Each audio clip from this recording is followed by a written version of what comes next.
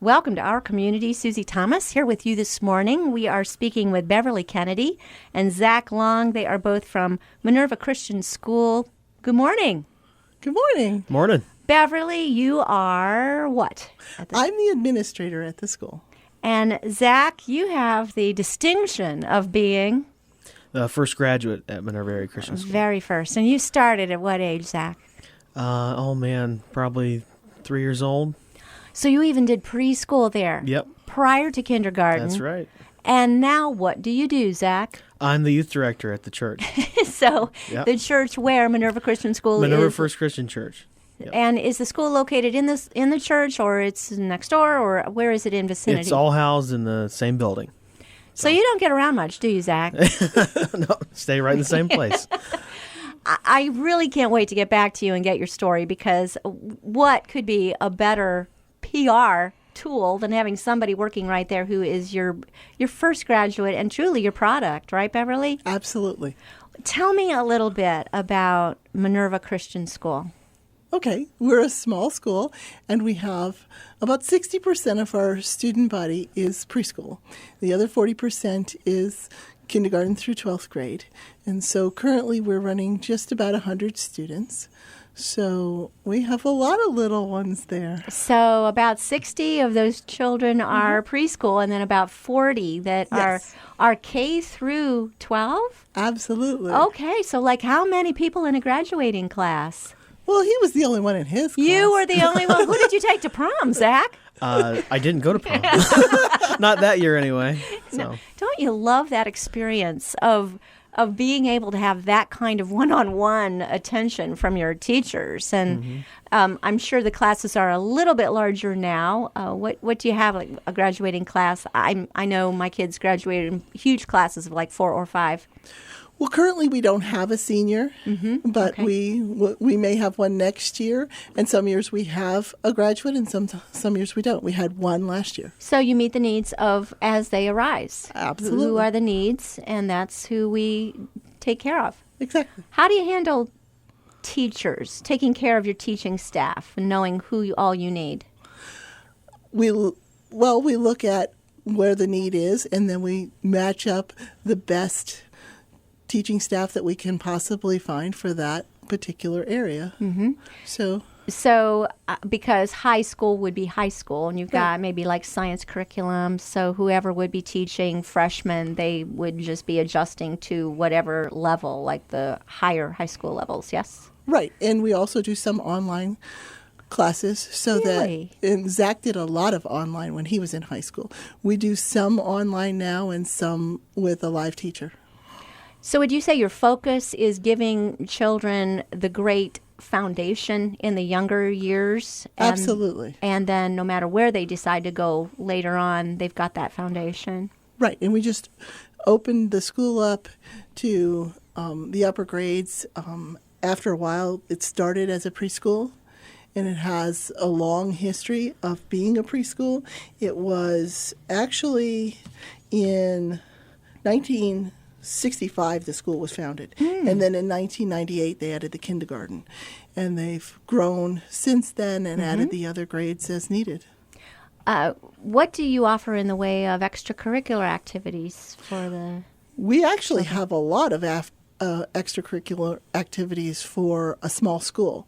We participate in all the ACSI events, so we go to the spelling bee and the speech meet, and we have our own science fair, and we do creative writing things. We also have a music program and a small sports program.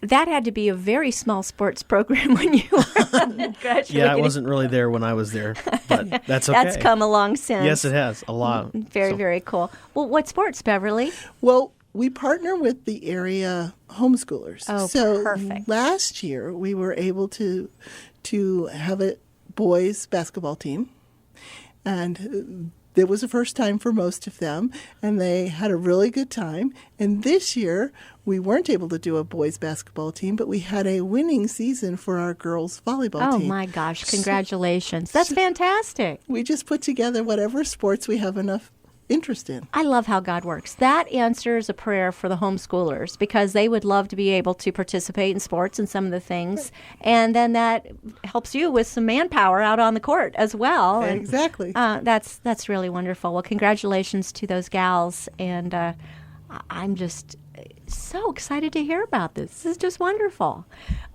Tell me a little bit about the faculty. Where do you get your teachers? Most of them live locally.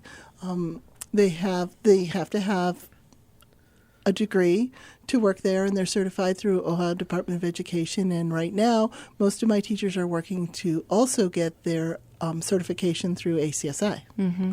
For people who are not familiar with that, the ACSI certification would be? That's Association of Christian Schools International. And to get that certification, they also need to have a certain number of hours of Bible training, and they need to have a philosophy of Christian education, and they have to demonstrate biblical integration in their classroom instruction.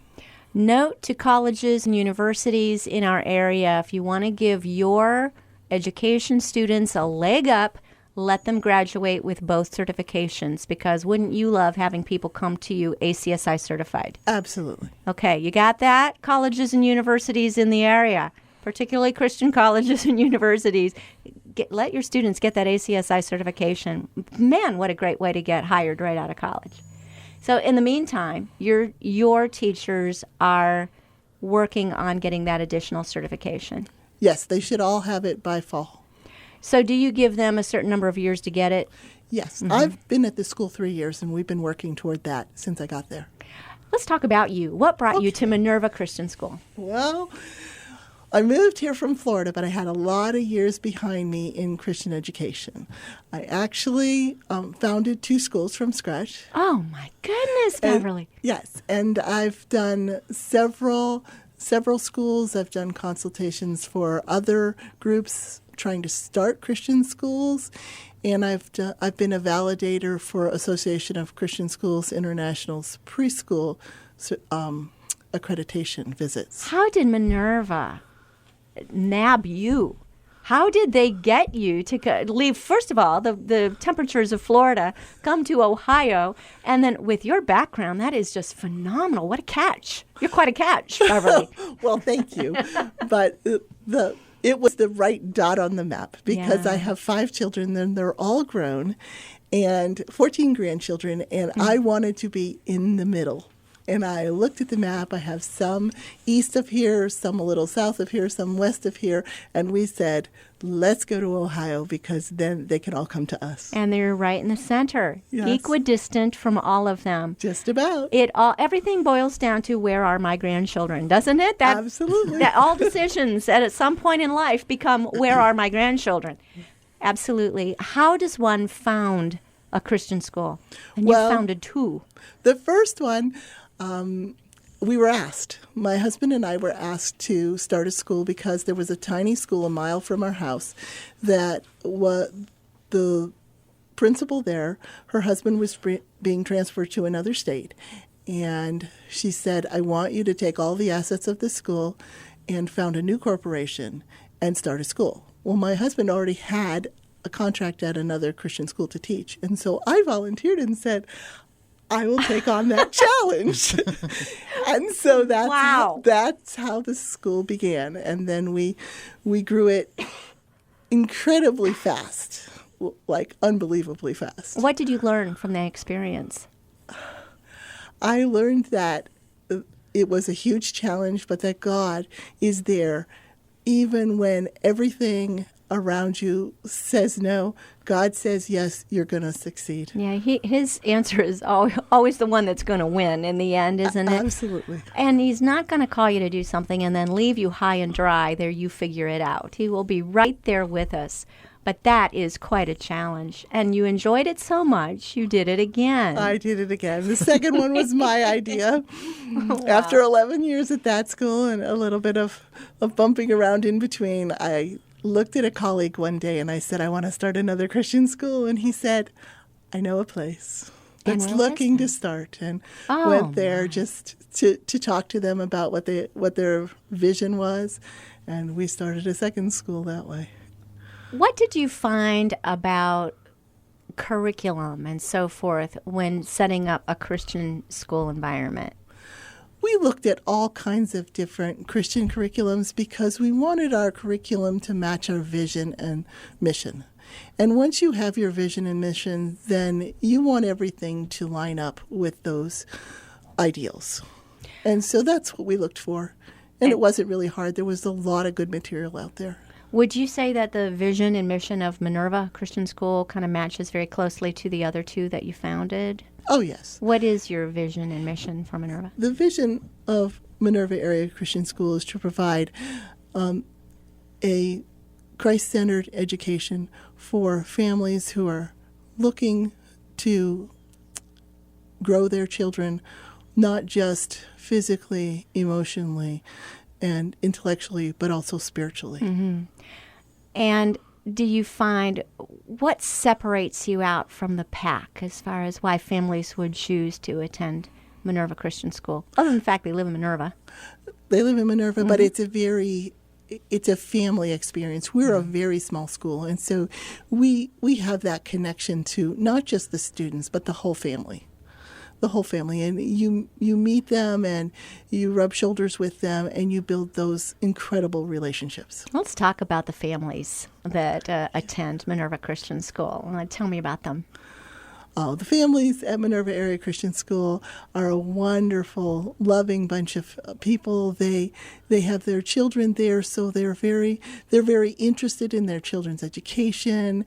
They communicate with you when they need something. They let you know if their child is happy. They tell you if there's something they're struggling with. They let you know. And then my job is to look at all those things and connect with them in a way where we can help their child to be happy and growing and learning about Jesus Christ. I've always thought life works best for a child when you've got the family, the school, and the church all working together, hand in hand, rowing that boat in the same direction and not competing against each other or one telling them something the other opposite of what the other is telling them. Do you, first of all, agree with that little analogy? And second, tell me about it. Absolutely. That three-legged stool is the only way to go. It's the most stable environment for a child. They get the same message at home that they're getting at church and they're getting at school. There's no confusion, and they grow up accepting those ideals that they're surrounded by. Some may say then they graduate and they get thrown into a world where all kinds of different ideas are thrown at them, and how are they able to cope? How do you prepare children to cope in the current day and age that we live? You give them the foundation first. If they have no foundation, they have nothing to fall back on when those things come at them. And you're right, they will be bombarded by all kinds of things that the world wants to send their way. But when they know the foundation and they know that God made them and God made them special for a special purpose, they will, as the Bible says, they will come back to that. Mm-hmm. Tell me, we've got like a minute before we need to take a break, but tell me a little bit about some of the children. And Zach, we are getting to you because I can't wait to hear your story, but I'm saving you for the second half. Tell me a little bit about the children that are attending Minerva Christian School now. They are the most adorable little children, especially our preschoolers who are so cute. We do have a large preschool, and they at this point in the year they're so excited. They know they're going to grow up and go off to kindergarten, and they'll tell you all kinds of stories. I love their stories. I love their hugs. I can't go down the hall without being tackled, but I love to see it, and I love to see them. And they come in every morning enthusiastic about learning. That's the part I love the best. Oh, yeah, at that age.